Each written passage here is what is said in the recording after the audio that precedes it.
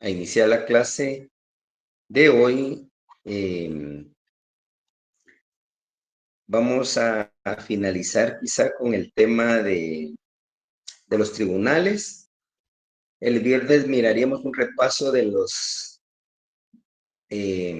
impugnaciones que ya habíamos hablado en clase la semana pasada, porque ya la otra semana, tal vez el miércoles, haríamos un repaso, porque ya los exámenes serían la semana después del 15, del feriado. Entonces, si me interesa, yo trataría esta semana de mandarles por medio de nuestra auxiliar un resumen de Word de todo lo que hemos visto, aunque, como comentaba yo con nuestra auxiliar, por lo regular yo voy a preguntar más lo que hemos visto en clase. Por eso es que necesito no solo que marquen asistencia, sino que en realidad participen, que estén en clase, que no solo se conecten, porque yo por lo regular pregunto un 90-80% de lo que hemos visto en clase, más de lo que están en las presentaciones. Entonces, siempre surgen temas importantes que no hemos visto, que no están en la presentación, pero que si recuerdan, pues salen a tema en la clase de cada día, ¿no?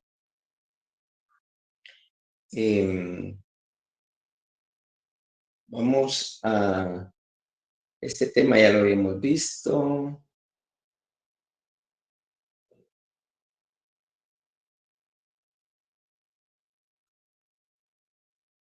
Vamos a hablar hoy de los sujetos procesales.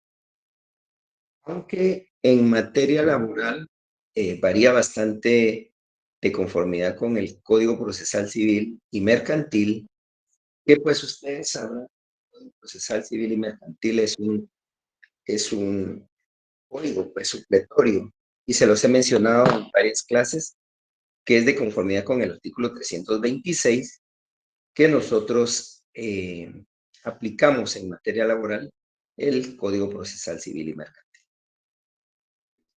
Entonces, en materia civil y mercantil, pues varía un poco los sujetos, toda vez que acá pues intervienen ciertos órganos como son de parte del Ministerio de Trabajo, como en cierto momento defensores de los derechos laborales de los trabajadores. Entonces, en Guatemala, los sujetos procesales en materia laboral son las personas que se establece una relación jurídica de proceso.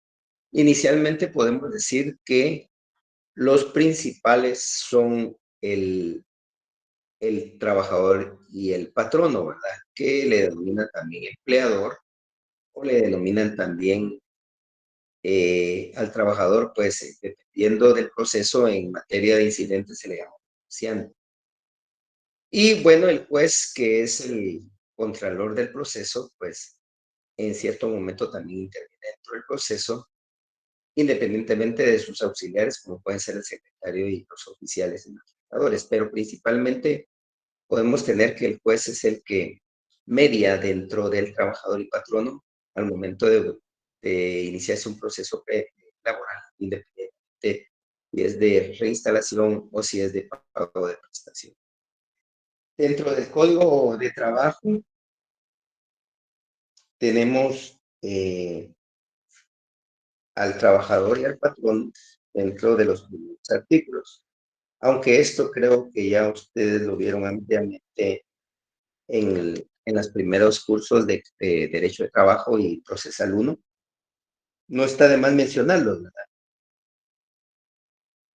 En el artículo 2 nos dice que el patrono pues es toda persona individual y jurídica que utiliza los servicios de uno o más trabajadores. Pero debe de existir entre estos una relación de trabajo, un contrato que forman la relación de trabajo. Entonces, este es un patrono. El patrono entonces puede ser una persona individual que tenga su negocio, su empresa, o bien en el caso de personas que tienen pues algún taller o algún negocio de esa índole, pues también va a tener sus trabajadores. O puede ser también una empresa jurídica grande, pueden ser también las empresas como menciónese Walmart, menciónese Pais, restaurantes de comida rápida, oficinas de call center que están muy de moda, que son entidades, sociedades anónimas en su mayoría, y que ellos pues forman parte de la parte patronal de manera jurídica. Esto está ampliamente desarrollado en el artículo 2 del Código de Trabajo, ¿verdad? Pero también dice que no quedan sujetas a estas disposiciones las personas de derecho público, que se refiere al artículo 119 de la Constitución. Entonces ahora vamos a tener que, si nos está enviando a un artículo, tenemos que enlazar. Sí, el artículo 119. Yo les estoy mencionando leyes y artículos que necesito que ustedes en su casa o donde estén utilizando sus códigos, porque como les dije, vamos a utilizarlos en la clase y en el examen principalmente estos artículos van a ser evaluados, ¿verdad? Entonces el artículo 119 nos dice que se refiere pues a las obligaciones del Estado, dice, y aquí nos menciona ciertas entidades descentralizadas, porque acá aplicamos el código, perdón, la ley de servicio civil, porque son entidades de derecho público, ¿verdad? Inicialmente podemos decir que se está hablando, cuando habla de persona individual o jurídica, de personas privadas, pero también existen las personas jurídicas de derecho público, que se refiere el 119. Entonces, se refieren desde el 108 al 111, ya se ha llamado en la parte de pie de página del código. En el artículo 3 nos menciona a otro sujeto procesal muy importante, que es el trabajador. En su momento, el trabajador se transforma en actor, ¿verdad? Entonces, estas personas dentro del proceso laboral cambian su nombre y por lo regular el empleador pasa a ser el demandado y el trabajador pasa a ser el actor.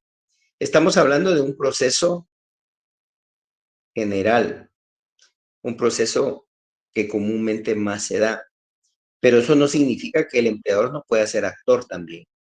Hay casos donde el empleador demanda a su trabajador, ya sea por alguna falta, por haber cometido alguna irregularidad dentro del proceso durante su relación laboral, como robar bienes de la empresa o de la entidad, o bien en estado de ebriedad, inicia un juicio para despido, sobre todo en entidades del Estado, surge mucho pedir la terminación de contrato por estos motivos. Entonces, el empleador no siempre va a ser el demandado, pero como regla general, surge que se da que el empleador siempre va a ser el demandado, pero no es la única opción, tenemos la excepción que les mencioné ya. Entonces, el trabajador que menciona el artículo 3 pasa a ser el actor en casos de despido injustificado, para pago de prestaciones o para reinstalación, que en su momento se transforma como denunciante.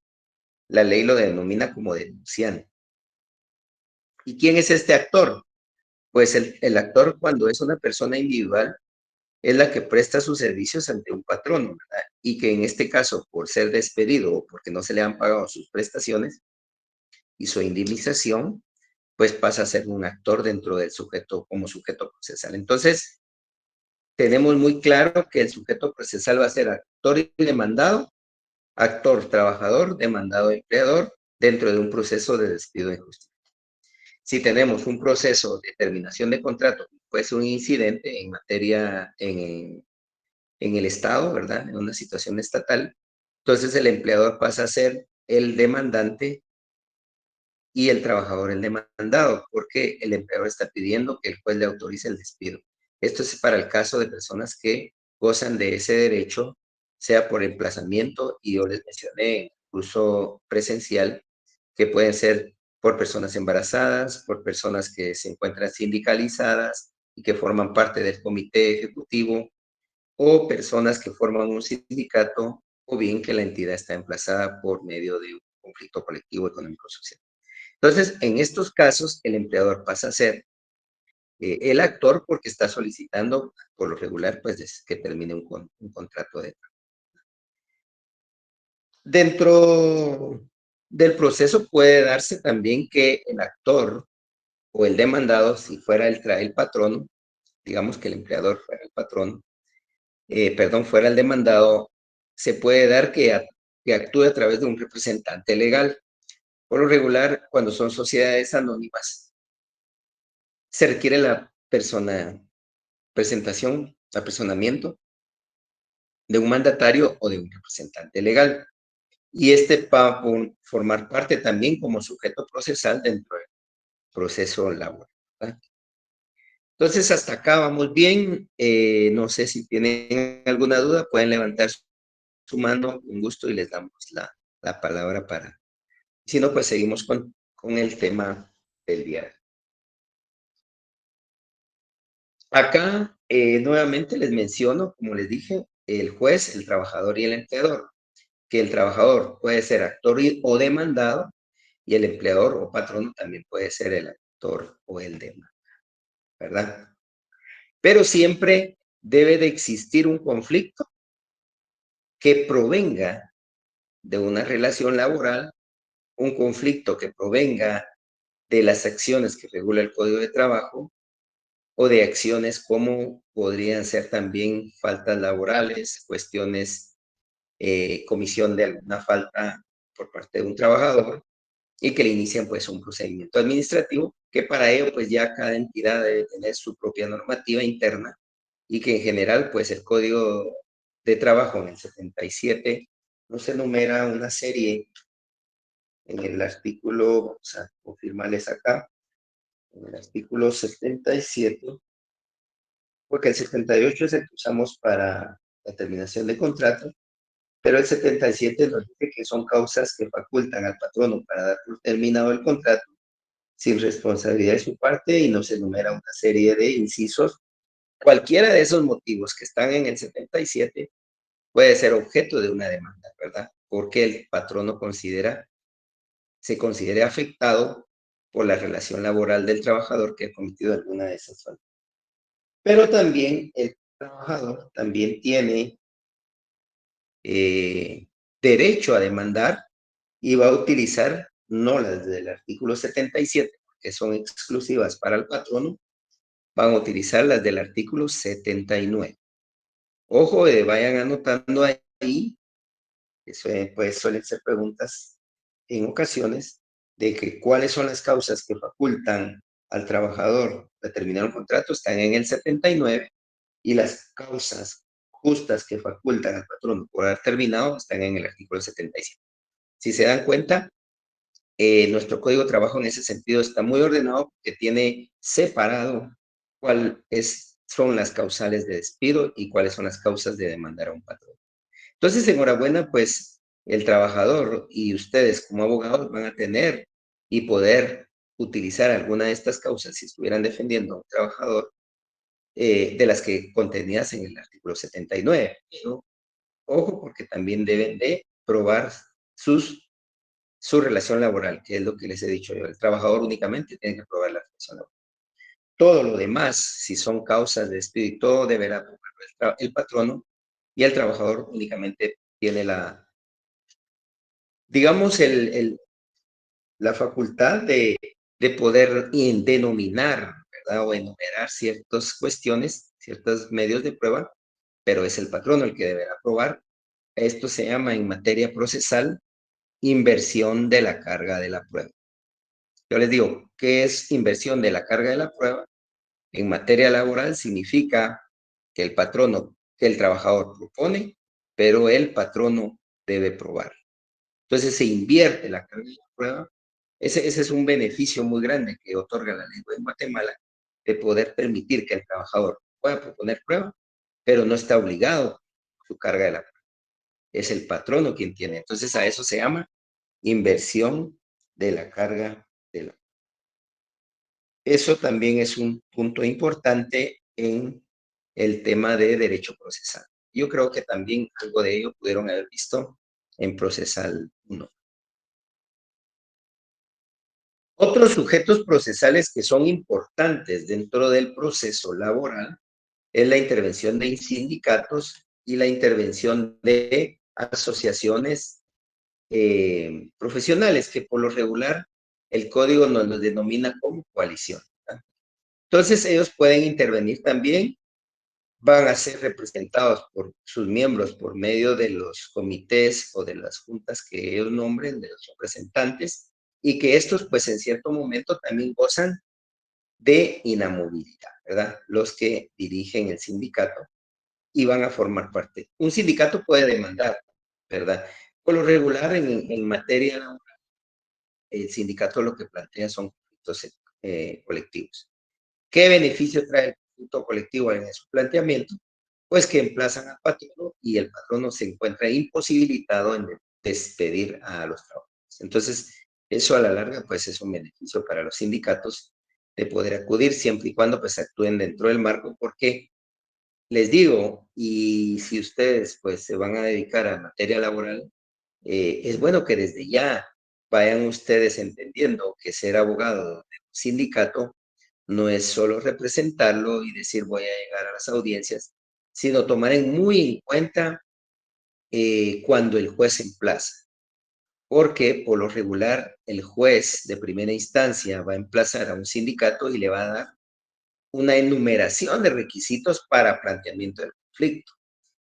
Y lamentablemente en un 99% los conflictos en juzgados se levantan por incumplimiento de esos requisitos. A veces los sindicatos se van a pelear y lamentablemente así se da en el proceso. Se van a pelear y dicen que lo que me están exigiendo no lo exige la ley, que lo que me está pidiendo el juez no está. Yo pienso que es más fácil cumplir con los requisitos y que les otorguen su conflicto y que mantengan el emplazamiento y no que le levanten el emplazamiento, porque los jueces levantan el emplazamiento por ese motivo, en su mayoría, por no cumplir con los requisitos de un conflicto colectivo. A veces lo que pide el juez pues, es enumerar los miembros que forman el sindicato, que deben de probar que es el sindicato mayoritario, por ejemplo, y algunas cuestiones que regula la ley que deben de cumplir para formalizar el sindicato. Pero no lo cumplen. Entonces, ¿qué hacen? Se van a apelación a la sala confirma, se va a la Suprema confirma, se va a la Corte de Constitucionalidad. Yo les expliqué esa rama de escalas, ¿verdad? Que se da, y la CC también va, lamentablemente, pues les levanta el emplazamiento. Entonces, ¿qué sucede? Dura un proceso 2 años para que al final el conflicto quede, pues, sin efecto. Entonces, es mejor, pienso yo, hacer un buen trabajo desde el principio y ese es el fin de educar y de enseñar, ¿verdad? En este caso, a los que se van a dedicar a materia laboral, que cumplan con esos plazos. La verdad que el juez por lo regular impone plazos, pero impone requisitos que no son complejos. A veces el mismo sindicato cuenta con la información, pero se ponen a discutir que no es lo que debe pedirse y todo. Suficiente con cumplir, pienso yo. Y cumpliendo, el emplazamiento se da. Y eso beneficia a todos los trabajadores, eso beneficia también al sindicato, porque entonces tienen un exitoso conflicto y al final un pacto colectivo que va a llenar pues las expectativas de los trabajadores, que es mejorar sus eh, garantías mínimas o sus derechos mínimos irrenunciables, ¿verdad? Que los he dicho yo. Eso es lo que busca un pacto, superar eso, y se los he mencionado en todas las clases, que lo que busca es superar. Entonces, acá los sindicatos y las asociaciones son parte importante en un proceso laboral.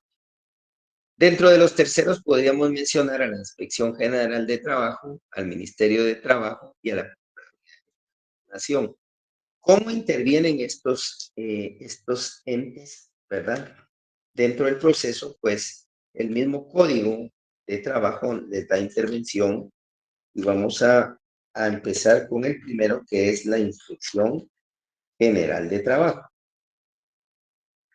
Para el caso de la inspección, está en el artículo, vamos a buscar, en el artículo Sería el 280, Lick. 278. En el artículo, gracias, amigo. 278 nos regula lo que es la inspección de trabajo. Nosotros tenemos un gran beneficio de tener una inspección de trabajo en Guatemala porque ha coadyuvado a que defienda muchos derechos laborales. Yo sé que a veces pues no es al 100% y efectiva el apoyo como uno quisiera, pero sí ha ayudado. Una de las ventajas de la intervención de la Inspección General de Trabajo es que al momento de interrumpir la prescripción, la Inspección General de Trabajo tiene un papel muy importante en la interrupción de la prescripción de los plazos. ¿Y dónde está esto? Vamos a regresar del 278 al 266. Y el 266 del Código de Trabajo nos dice que el término de prescripción se interrumpe son tres motivos: por demanda o gestión ante autoridad competente. Yo les dije que colocaran en su código, en autoridad competente, tal vez las iniciales para no poner la inspección en el trabajo, ¿verdad? IGT, pueden poner ahí, si ustedes entienden en su código que significa Inspección General de Trabajo, la autoridad competente que se refiere, el inciso A del artículo 266 se refiere a la Inspección General de Trabajo. Entonces, quiere decir que yo como trabajador puedo interrumpir los 30 días que tengo para demandar por pago de prestaciones, eh, presentando mi demanda ante juez, que es lo que regula el inciso A. El inciso A regula dos presupuestos: por demanda, que puede ser ante juez, ¿verdad?, de materia de trabajo, o por gestión ante autoridad competente, que se refiere a la Inspección General de Trabajo. Ahora bien, ¿a qué se refiere esta Inspección General de Trabajo cuando dice autoridad competente? Pues que acude el trabajador a la inspección y en este caso, al acudir, eh, presenta una como denuncia.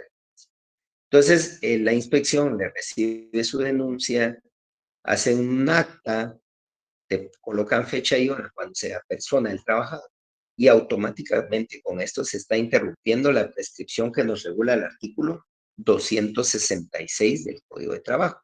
Entonces, acá es una intervención muy importante que tiene la Inspección del Trabajo para coadyuvar a los derechos, a la protección de los derechos de los trabajadores. Porque con esto ya cuenta él con plazo para decirle al juez interrumpir la prescripción. No es obligatorio para el trabajador acudir primero a la inspección y después a la demanda, porque el artículo 266 dice por demanda o nos da las dos opciones, ¿verdad? Entonces, ustedes pueden muy bien no acudir a la inspección, sino únicamente al juzgado a presentar su demanda. Entonces, en este caso, la Inspección General de Trabajo va a hacer un acta y va a citar a la parte patronal a una junta conciliatoria para el pago de prestaciones. ¿Esto qué evita? Evita un proceso muy largo y muy complicado, por lo que yo les he comentado, bueno, los procesos en Guatemala, y que al final, si llegan a un acuerdo ante la inspección al pago de prestaciones, enhorabuena, se evitan gastos exagerados, las partes, pero también tiempo principalmente. Entonces, esa, digamos, es una de las intervenciones más importantes que tiene la inspección. Otra de las intervenciones importantes que tiene la inspección de conformidad con el artículo que vimos, que es el 278, es que puede intervenir por medio de inspectores, ¿verdad?, para velar que los patronos estén cumpliendo con respetar las leyes. Acá lo que hacen a través de su gama de inspectores es acudir a las entidades. A veces hay denuncias de trabajadores que, digamos, no les han pagado su bono 14, por ejemplo. Entonces llega el mes de agosto, no han pagado el bono, entonces llega la inspección, hace una visita y puede multar a estas entidades que están incumpliendo con las obligaciones laborales. Esa intervención importante se refiere a las famosas faltas laborales. En las faltas laborales, la inspección tiene la facultad de sancionar e imponer las multas. Anteriormente era a través de un juzgado, Ahorita ya es a través de la fase, digamos, de cobro, de imposición, es a través de la inspección, y después, pues ya las personas afectadas, como en este caso un patrón que ha sido multado, puede acudir a un juzgado que se llama juzgado de faltas en Guatemala. Existe un juzgado de faltas siempre en el Centro de Justicia Laboral que verifica todas las cuestiones de faltas laborales.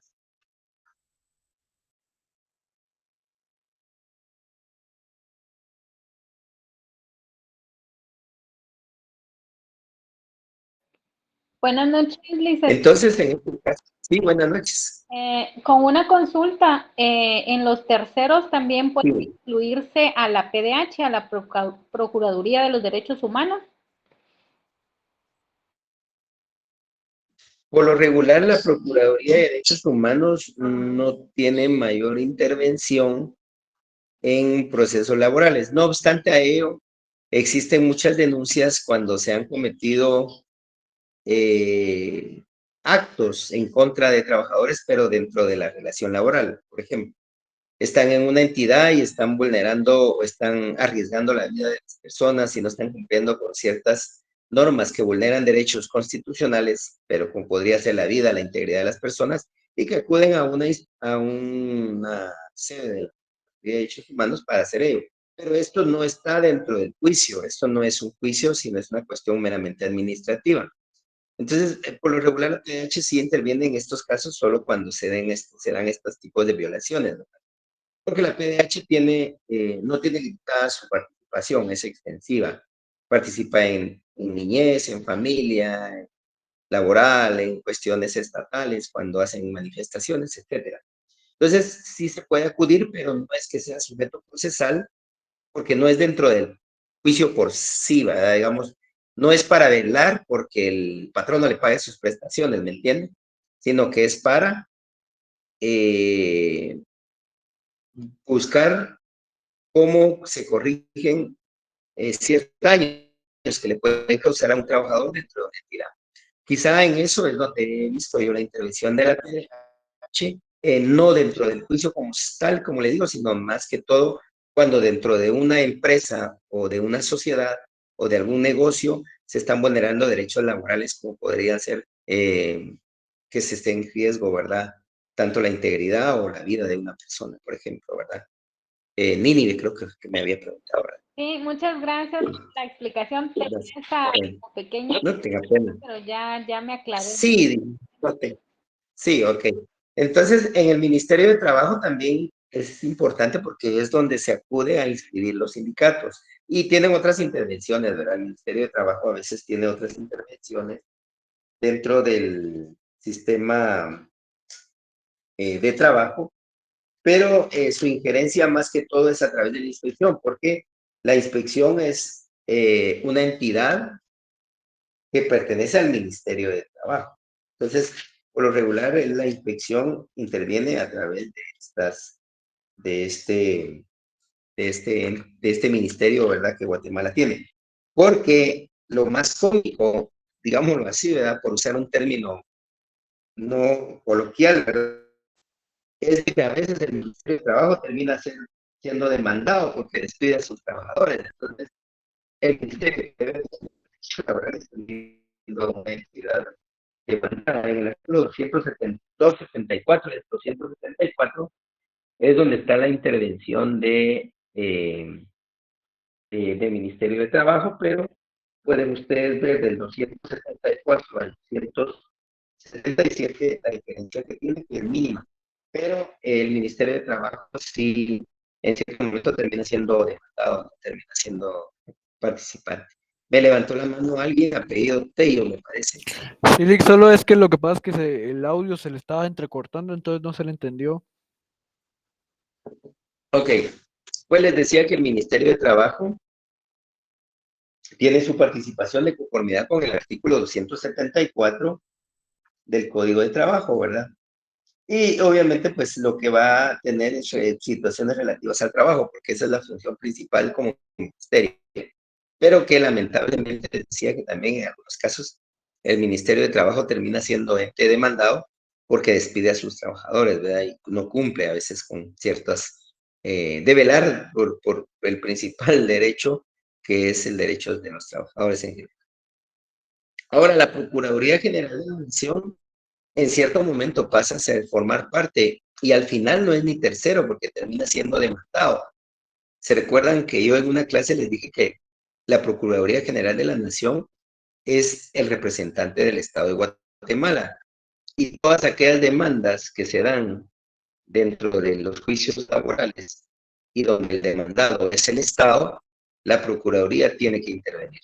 Si bien interviene la entidad nominadora, puede ser cualquiera de los ministerios de Estado o alguno de los organismos de Estado, la Procuraduría siempre hace su participación, siempre y cuando no sea una entidad autónoma. En el caso de la Universidad de San Carlos, el Instituto Guatemalteco de Seguridad Social tiene, por ser autónomo, pues participa sin intervención de la Procuraduría en estos juicios.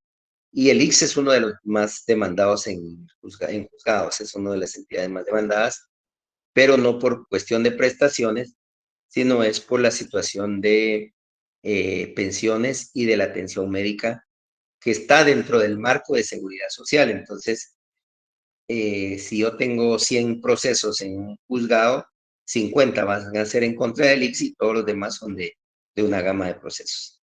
Entonces, sí, el ICSI tiene una gran demanda a nivel nacional. Yo siempre he dicho, pues, que es falta de política estatal para poder crear una ley que realmente permita la atención al ciudadano, como puede ser servicios médicos, pensiones por invalidez, vejez y sobrevivencia, que al final no necesitaría llegar a un juzgado. Yo pienso que son derechos inhumanos que deben otorgarse, pero lamentablemente pues así está el sistema. Entonces, esta es la intervención de estos terceros que les menciono, puede hacer que haya más, por el momento son los que vamos a mencionar, para ver si vamos a seguir avanzando. En este momento son las 7:40, yo creo que ya van en el WhatsApp les dijeron a ustedes de que iban a pasar a cierta hora la asistencia nuestra auxiliar y a partir de pasar la asistencia ya no se da acceso porque entonces no tendría sentido. Entonces, traten de estar ahorita. Yo sé que algunos se abandonan la sala, no sé por qué, ya sea por problemas de conexión, pero traten de mantenerse conectados por lo menos en estos minutos para evitar que cuando den la asistencia ya no les permitan ingresar porque ya dieron la asistencia. Entonces, traten de no salirse en estos últimos minutos que nos quedan, que al final pues se nos va el tiempo y nos sentimos, ¿verdad? Hablamos de tanto. Entonces, estos son los sujetos procesantes. Yo considero que el día viernes vamos a abarcar, aquí tengo la presentación, pero no la tengo en portal todavía para ponérselas, de los medios de impugnación. Tengo una presentación específica y yo pienso que sí es muy importante el derecho procesal. Yo no sé si lo vieron en uno, pero en derecho procesal sí me gusta que aprendan muy bien cuáles son los medios de impugnación y que queden bien claros. Yo esa presentación la tengo lista para el día viernes. Considero que la vamos a ver el día viernes porque yo les expliqué todos los medios de impugnación que a grandes rasgos en la semana pasada, pero mi presentación lo tiene uno por uno explicado para que no haya ninguna confusión y se aprendan muy bien esto. Porque para un abogado y futuros abogados como ustedes, como digo, no se necesita a veces ser laboralista y dedicarse a laborar, porque si tienen un bufete, ustedes van a recibir de todo tipo de procesos. Entonces es bueno que conozcamos cómo impugnar y eso es una fase muy importante para el abogado y que en su mayoría no maneja. Y uno ve a veces esos fallos en memoriales o esas falencias en memoriales que, que a veces pues lo que hacen es que afectan al patrono o al trabajador, dependiendo a quién defienda. Pero va bajo responsabilidad del abogado. Entonces, yo ahorita pues no la tengo acá, no la vamos a usar, pero sí el día viernes.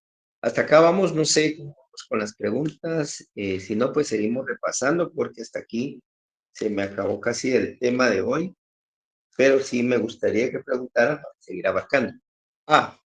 No les he podido mandar las sentencias porque Esas sí las tenía aquí en el, en el, las tenía en el portal, pero para verlas, porque había una sobre que para analizarla y que ustedes vean cómo se va a hacer el trabajo. Más que todo, es una sentencia sobre eh, trabajadores de confianza y de libre asunción que la Corte Constitucional haya emitido. Entonces, yo quería irles diciendo más que todo cómo se va a analizar el trabajo, porque no les he podido compartir esas sentencias para que los grupos que ya formaron sus miembros pues puedan empezar ya a trabajar. Aunque ahorita yo sé que ustedes se van a dedicar más a estudiar porque el examen parcial pues ya lo tenemos a la puerta y sí va a ser importante que ustedes tengan ese punto importante de qué es lo que viene en el examen y cómo se va a desarrollar. Nínive me volvió a levantar la mano, cuénteme, Sí, gracias, sí. licenciado. Era referente al tema de los parciales, porque tengo entendido que dentro de 2 semanas creo que ya inician los parciales, ¿verdad? Ajá, eso les estaba comentando al inicio de la clase. Yo estaba Ajá, hablando con nuestra auxiliar y tengo entendido que es a partir del 18. Entonces quiere decir que la siguiente semana que vamos a tener presencial solo un día, porque el viernes es feriado, vamos a tratar de repasar todo lo que hemos visto en estos días para que ustedes ya no se preocupen en volver a ampliar más su contenido, ¿verdad? Sino que vamos a hacer el contenido que ya vimos, que veamos hasta el día viernes, va a ser lo que se va a evaluar. Entonces, el día miércoles, primero Dios, que es presencial, vamos a ver todo lo que es resumen, ¿verdad? Ese sí es puro resumen. Y el día lunes, pues, esperaríamos que nos diga la decanatura y coordinación general qué día nos va a tocar a nosotros el día de evaluación, que me imagino, pues, eso sí van a ser presenciales. Y traten de llevar sus leyes, por favor, las que hemos usado, las que hemos utilizado en clase. Principalmente vamos a mencionar Código de Trabajo, vayan anotando ahí, Constitución Política de la República de Guatemala, la Ley del Organismo Judicial, el Código Procesal Civil y Mercantil y la Ley de Servicio Civil. Creo que fueron las que hemos mencionado, si no estoy mal. Esas leyes nos van a servir, Ley de Servicio Civil, ¿verdad? Para hacer preguntas sobre lo que hemos visto. Más que todo, por ejemplo, si yo les digo cuál es el, la norma supletoria aplicable en el Código de Trabajo, pues ustedes me colocan 326 y obviamente pues ya me dicen a qué se refiere. Por ejemplo, esa podría ser una pregunta, ¿verdad? Yo les dije que vamos a tratar de hacer 3 series, 2 que son de preguntas de diferente forma y la última que van a ser un caso presentado con preguntas para que ustedes solo respondan las preguntas sobre el caso. Por eso es que necesito el código. Yo por lo regular pido que en cada pregunta me coloquen el artículo que se refiere. Por ejemplo, si yo les digo quiénes son los sujetos procesales en una relación laboral, pueden poner trabajador y patrono, principalmente, ¿verdad? Son dos los principales, encontrar pues. Y su fundamento va a ser el artículo 2 y 3 del Código de Trabajo, ejemplo, ¿verdad? Que sería el actor y demandado. Entonces, no va a ser solo responder, sino utilizar el código. Por eso es que yo pido que lleven sus códigos.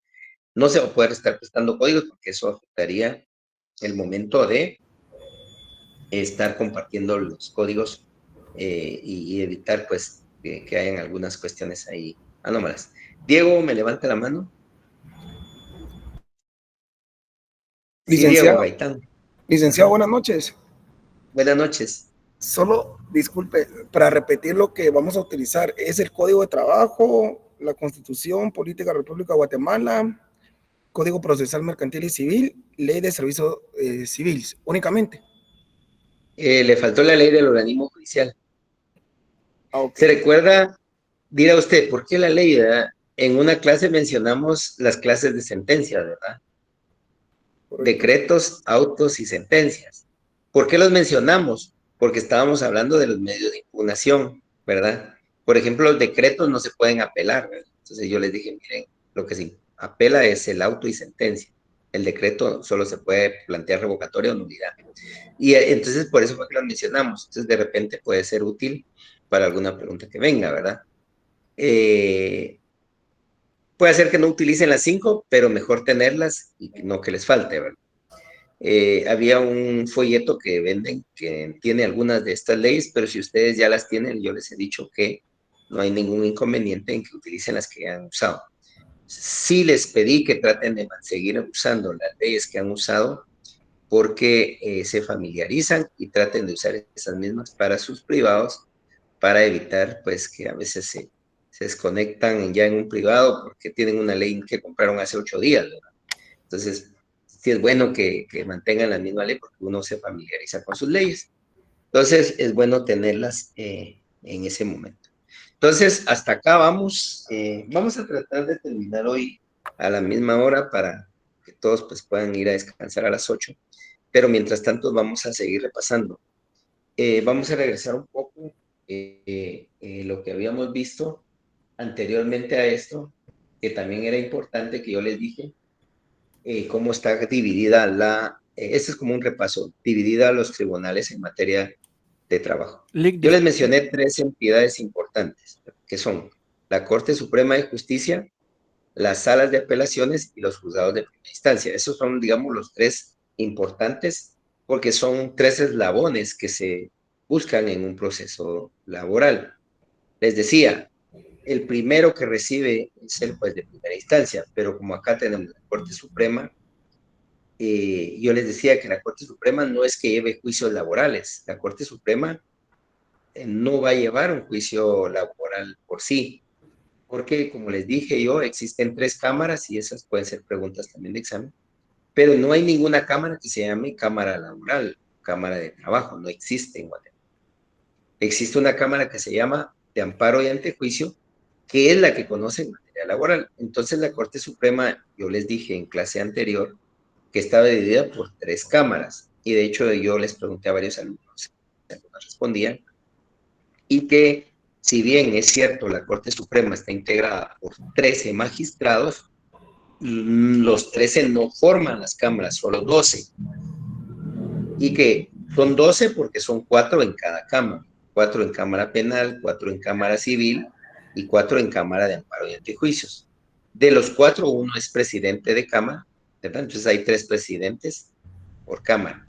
Y el 13º es el presidente de la Corte Suprema y del organismo judicial, que no forma cámara, él no integra cámara. Entonces ahí se completan los 13 magistrados. Para la materia laboral es importante la Cámara de Amparo y Antejuicios porque es la que conoce en materia laboral. Pero ¿qué conoce? No es que conozca un juicio ordinario por sí, sino lo que va a conocer es un amparo en materia laboral, ¿verdad? Entonces, cuando un juzgado de primera instancia emite una sentencia, el afectado puede impugnar o puede apelar. Hablemos del recurso más común, que es la apelación. Se apela y se va a una sala de apelaciones. La sala de apelaciones puede confirmar o puede revocar o puede modificar. Sea lo que sea haga, la parte afectada tiene derecho a acudir al amparo, ¿verdad? Entonces ahí es donde ya la Corte interviene a través de la Cámara. Eso, digamos, sería a grandes rasgos cómo la materia laboral se va a formar dentro de una acción constitucional de amparo. O sea que no es que conozca el juicio ordinario como tal, sino va a conocer un amparo para ver si hubo falencias o vulneración de derechos constitucionales dentro del juicio ordinario, si fuera un ordinario laboral. Entonces, esa es la intervención que yo les comentaba en la clase anterior, y la Corte de Apelaciones lo que va a conocer. Vamos a hablar solo del recurso de apelación para que sea más práctico hoy, porque ya hablamos de los demás recursos y vamos a hablar en su totalidad la otra semana, el viernes. La Corte de Apelaciones de Trabajo y Previsión Social, que yo les dije que existen 6 únicamente a nivel nacional, que son 5 en la capital y una en Mazatenango, Suchitepeques. Entonces ahí se forman las 6, y la sala de trabajo en Quetzaltenango no tiene número, pero también es una sala de trabajo y apelaciones que al final debería ser la 7ª, pero no tiene numeración. Por eso es que solo existen la primera, segunda, tercera, cuarta, quinta y sexta. Entonces, estas son las cortes de apelaciones. También les comenté que las cortes de apelaciones de trabajo y previsión social son las únicas que conocen en materia específica, que es de trabajo. Pero eso no significa que en los demás departamentos las salas mixtas no conozcan. Hay lugares como en el caso de, vamos a hablar de Jalapa, por ejemplo, Utiapa, Santa Rosa, Petén, Puerto Barrios, Chiquimula, Zacapa, que ellos son salas mixtas que ven penal, civil, niñez y todas las ramas, pero también conocen apelaciones dentro de su jurisdicción, es decir, solo dentro de su departamento. Pero no son salas de corte de apelaciones de trabajo, sino son salas regionales mixtas del departamento que se trata. Entonces, esta rama pues se cubre a través de las mixtas. Lo ideal sería que hubiera una en cada departamento, pero hasta la fecha solo existen 7, de las cuales 6 están enumeradas, de la 1 a la 6, y la sala de trabajo regional que se ubica en el departamento de Quetzaltenango. Los juzgados de primera instancia también forman parte de la rama laboral específica. En Guatemala únicamente hay 15, y de los 15, perdón, hay 17, pero de los 17, 15 forman juzgados de trabajo y previsión social, y los 2 restantes, les dije, uno es de faltas laborales, que es de lo que estábamos hablando cuando hablamos de la inspección de trabajo, y el otro que es la admisión de demandas, donde ustedes pueden acudir a presentar su demanda, sea verbal o sea escrita, en el Centro de Justicia Laboral de la zona. Este juzgado lo que hace es verificar si la demanda llena los requisitos, y si los llena, asigna un juzgado de los 15 que están mencionados arriba. Estos 15 se convierten en 30 porque son juzgados pluripersonales. Y es donde se forma el juzgado primero, por ejemplo, así se denomina. Si hablamos del primero, juzgado primero pluripersonal de trabajo y previsión social, juez A y juez B. Y así es el segundo, tercero, cuarto, hasta el quinto. Y el 16 y 17 no tienen numeración, pero sí se denomina pues juzgado de faltas y juzgado de admisión de. Y así está formada la materia laboral en la capital, en el departamento de Guatemala también, no solo en la capital. Pero al igual que las salas mixtas en el interior, hay juzgados también que conocen varias ramas. Por lo regular están conociendo rama de familia o rama civil, y conocen rama de trabajo.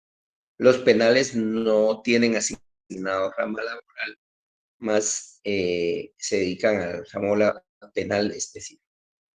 Pero sí, los de familia se llaman juzgados de primera instancia de trabajo, previsión social y de familia, o juzgados de primera instancia de trabajo, previsión social. Entonces, acá es donde ya cada juzgado pues conoce esta rama, y esta, digamos, sería la distribución importante que nos atañe acá con el centro.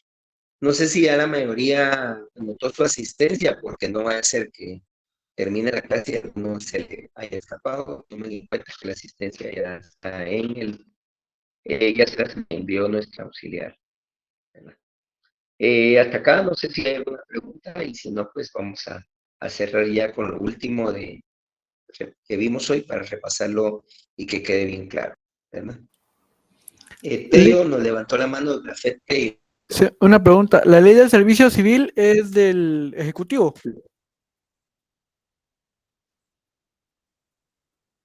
Sí.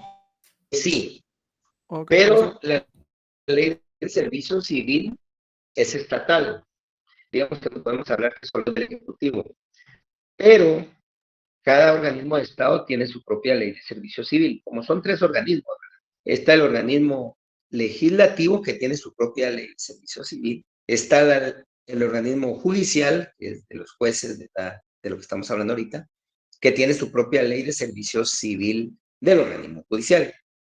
Pero la Corte de Constitucionalidad nos ha dicho de que es aplicable la ley de servicio civil.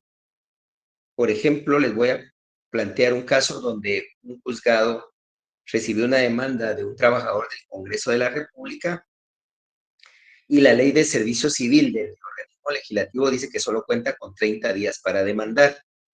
pero la ley de servicio civil nos da 3 meses. Entonces, la Corte de Constitucionalidad ha dicho que no obstante que la ley propia del legislativo da 30 días, por el principio de indubio pro operario, que beneficia más al trabajador, la ley de servicio civil del Ejecutivo, aplica esa. Entonces, sí, es cierto, es para el Ejecutivo, pero la jurisprudencia ha permitido la aplicación de esta ley en otros organismos de Estado, como es el Legislativo y el Ejecutivo. Y también las municipalidades tienen su propia ley de servicio municipal, ley de servicio civil municipal, pero también ha permitido normas de derecho de la ley de servicio civil aplicarles a las municipalidades, como en el caso de la prescripción de los 3 meses, porque beneficia más al trabajador, ¿verdad? Entonces, nos da muchas facultades de poder usar. Sí, como entonces, no sé si queda claro, Tello, de que si bien es cierto, la ley de servicio civil es aplicable únicamente para el Ejecutivo, la jurisprudencia de la Corte de Constitucionalidad, que ha aplicado también los jueces en materia laboral y las salas de apelaciones, y la misma Corte Suprema, aplica la ley de servicio civil, aunque no sean del Ejecutivo, pueden ser del Legislativo. Y un caso claro fue una sentencia que vi hoy en la CC, donde nos dice eso. Y qué bueno que nos lo toca, porque de repente va a ser una de las que podamos analizar, ¿verdad? Dentro de las que tengo yo, ya tengo varias para mandárselas. Tal vez solo vamos saliendo del examen o antes del examen y yo se las voy a mandar para no cargarlos ahorita, para que empiecen a trabajar ya el análisis de la sentencia. Saliendo de esos exámenes parciales, primero Dios, yo les mandaría ya las sentencias, o bien se las voy a empezar a mandar ya para que nuestro auxiliar se las empiece ya a asignar a cada grupo, conforme les hayan mandado el listado, así los vamos a ir asignando, como 1, 2, 3, 4. No sé hasta la fecha cuántos dan, pero digo como 7 la semana pasada. Entonces acá no sé si le queda claro, Tello, cómo es la aplicación de la ley de servicio civil, no solo para materia laboral, materia del Ejecutivo, sino también para materia de Legislativo y Ejecutivo. Permítame eso. Bueno, lo que se me va a pagar es la presentación. Sí, Miriam. Buenas noches, magistrado. Pues le comento que llevamos ya 22 grupos. Creo que nos faltaría uno o Excelente. 2 grupos nada más. Bueno, entonces 22, wow, voy a tener que usar 22 sentencias, ¿verdad? Y si no, pues lo que podemos hacer es utilizar utilizar mismas, pero la verdad que son más de 5,000 sentencias, yo creo que hay para todos. Voy a empezar entonces ya esta semana a apartarlas y se las empiezo a enviar. Gracias, Miriam, por comentármelo, para empezar ya a asignar las sentencias y que tal vez no se dediquen ahorita a trabajar, porque sí nos interesa más que estudien, pero ya en el momento de terminar su parcial, empezar a hacer su trabajo ya en grupo, ¿verdad? Estamos, Miriam, gracias. Yo creo que hasta acá son las 8, vamos a dejar acá para poder dar chance de que los que van para casa todavía lleguen a tiempo y que pues prácticamente ya abarcamos toda la unidad. Ya solo nos quedaría el repaso del día viernes y del día miércoles, ¿verdad? Licenciado, Sí, Nínive y Byron, levantó la mano. Nínive. perdone, compendio de leyes que compramos, este no entra para este primer parcial, ¿verdad? ¿Qué leyes tiene?